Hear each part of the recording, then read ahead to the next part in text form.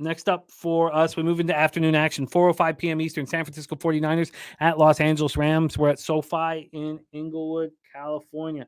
We'll start with D-line history here for this one. We have a big move on the Niners, as many would expect after that trashing of the Steelers. They opened up -7. They're now a -8.5. The 8.5 came yesterday at 11:48 a.m. Since then, there's been a 5-cent move on the Rams at this number. That's a big number, 8.5, with a Rams team that feels pretty good about themselves.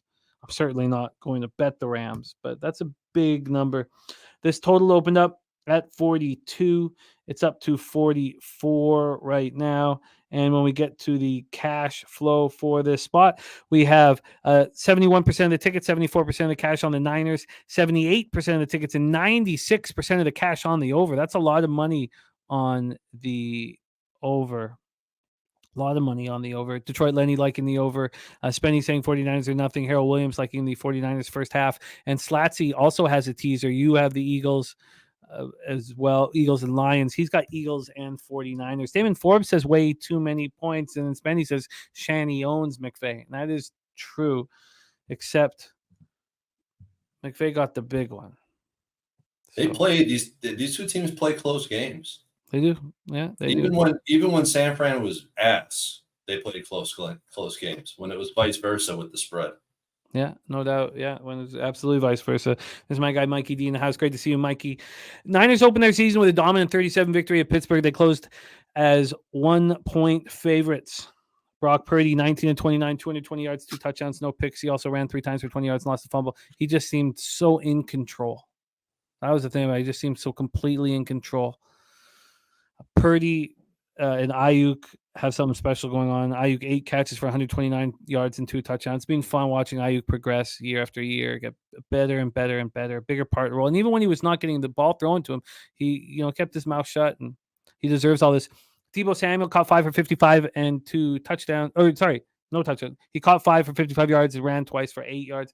McCaffrey was a monster. Ran 22 times for 152 yards and a touchdown, caught 3 for 17. They held on to the ball for 37 minutes and 23 seconds of the game. They dominated the line of scrimmage. Drake Jackson had 3 sacks. 3 of the 5 sacks. They got 9 quarterback hits. Hufanga and Charvarius each had interceptions. Held the Steelers to just 239 yards with only 41 coming on the ground. And Pittsburgh either punted or turned the ball over in each of their first 5 possessions.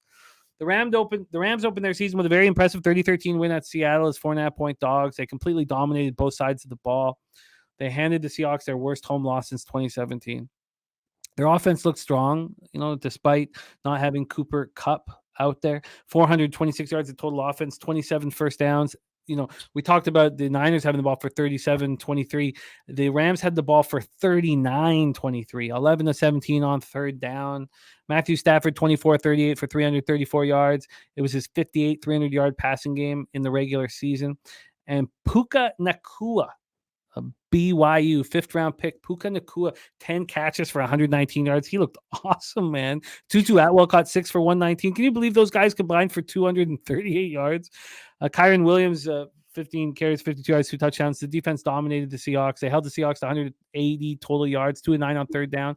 We talked about Seattle having just 12 yards of offense and only 1 first down in the second half. Finished with 2 sacks, 7 quarterback hits. Ernest Jones was all over the field, 9 tackles, 3 of them coming for a loss. And Akilo Witherspoon was injured late in the fourth quarter.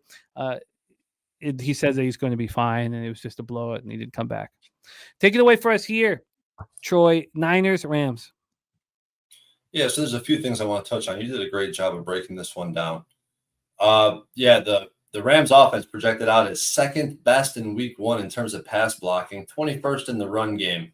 This tells me that McVay is able to scheme up something to relieve the pressure off this bad offensive line, who the power ratings had him rated as the 28th best offensive line in the league. Not very good. Stafford, despite all that, he didn't throw for a touchdown, but he absolutely dominated the game.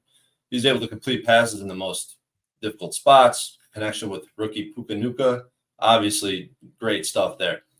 The defense only allowed 12 yards in the second half, but they were 27th ranked in the rankings in week 1. That just tells me, again, back to the Seahawks, lack execution. Looking at the Niners, I mean, I think I want to see more out of the Niners before I jump on them. I was so wrong about the Niners. I thought they'd have to overcome some struggles early in the season defensively. Not the case at all. Completely wrong. Purdy executed the offense to perfection.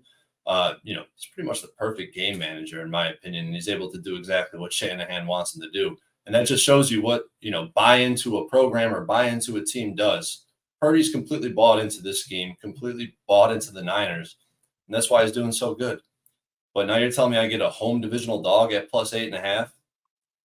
God, if the Rams didn't win last week, this would be an easy play for me. I'd be on the Rams right now. The fact that this game's under 10, under double digits, it tells me what to expect. It tells me to expect them to cover the spread but lose the game. If you look in the database, that's exactly what it pans out to be. Seeing a 12-6 spot in this price range for the home team ATS, and if the line moves towards the away team like it is in this case, as long as it don't get up to 10, home team covers the spread 9-4, 69%. So it's Rams or nothing for me.